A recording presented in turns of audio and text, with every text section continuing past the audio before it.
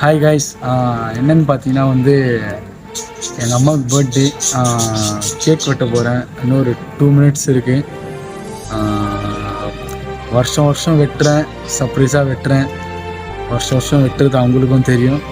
But ஆனால் வந்து எனக்கு ஒரு சந்தோஷம் வருஷம் வருஷம் வெட்டுறதில்ல, கேக் வெட்டுறதில்ல. அம்மாவுக்கு பர்த்டே அன்றைக்கி அவங்களும் வந்து சர்ப்ரைஸ் ஆன மாதிரி வந்து அந்த ஒரு சந்தோஷத்தை ஏற்றுக்கிறாங்க. இன்னொரு 2 மினிட்ஸ் இருக்குது. கேக் வெட்டுறதை பாருங்கள். தேங்க்யூ.